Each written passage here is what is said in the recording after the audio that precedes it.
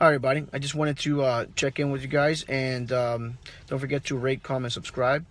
But today it's pretty much a good day for the people, or my people, where they came from, which is Cuba. The vicious dictator who's killed thousands of Cubans and others, uh, Fidel Castro, died yesterday at 90 years old. Doesn't gonna stop communism there, but his brother Raul Castro will take over. But just how Castro was and the kind of lives he led his people was very bad. At the beginning when he took over Batista's government, he came in there thinking he was going to liberate everybody, and what happened was he turned everybody into a turned the whole country into a communist state, controlling what you do, what you see, what you say, what you eat. It's a really, really bad ideology that most young people don't know or not aware of. So it's being I'm first of my generation being born here, and my grandmother and my mom came over here from Cuba, years ago, to give me freedom to have the life that I enjoy and be able to make these kind of videos for everybody. It gives you a really a good way of looking at life. Like, life is great that we have it here, and not many people get to live this type of life. People in Cuba over there, they ration food. They so you can't just go to the store and buy rice or chicken. It's like that. No, it's all rationed out, and it's a very it's different the way it is here. You can go to the grocery store and buy whatever you want. You're told to go to the military. You don't volunteer. You're forced into it. If you're good at something, they'll take what you know and they put you forced to do that thing for the rest of your life, and you have no choice. So if Castro says you're going to be a doctor, you're going to be a doctor. If Castro says you're going to work in a morgue, you're going to work in a morgue. So you basically have no rights, no freedoms, no freedom of speech. You can't, I can't say whatever. Like I say, I don't agree with Obama's positions on climate change or whatever. If I do that to Castro, they'll put you in jail and kill you. And that's stuff that here in America, thank God for our freedoms and the freedom that we can, enjoy what we do here, and just embrace freedom of speech, First Amendment, Second Amendment, things like that we take for granted every single day. And a lot of the leftist Democrats are against it. They want to shut down freedom, like what Barack Obama did. Just for example, the internet situation, how he just gave away our internet, which America created, and we have all the patents for it. It's going to openly give our internet to a foreign power that can eventually, restrict us from saying what we want when we want. That's another form of communism right there. If we have a free internet, it should be free for all, that anybody can communicate any way they want to.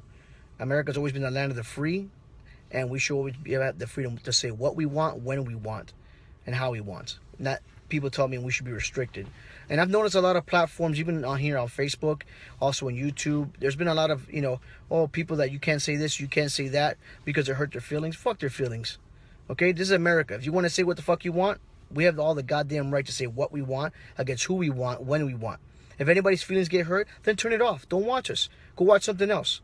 But the fact of the matter is, communism did not work. When Che Guevara and Fidel Castro years ago tried to take over Cuba, what happened? Castro he wound up paying people out there to kill Che Guevara, take him out. He became a dictator, took over Cuba, and what happened? Shit. He turned the country into complete shit. People fell for his lies, and now everybody suffered and suffered and suffered to his very fucking day. But again, I got my freedom. Thank God for that. Castro's dead, and hopefully the people of Cuba will rise up against Raul and the rest of the Castros and make Cuba a free state, a free country, like it used to be way back in the day, that my grandma, my great grandma used to talk about how good things were, how beautiful things were, the club, the nightlife. It was one of the most beautiful countries in the world. If you look at the videos that I see, it brings tears to my eyes just even think about how things were back in Cuba. One of these days, I wish I could just take my kids over there and be able to, see that kind of life and enjoy, where we came from.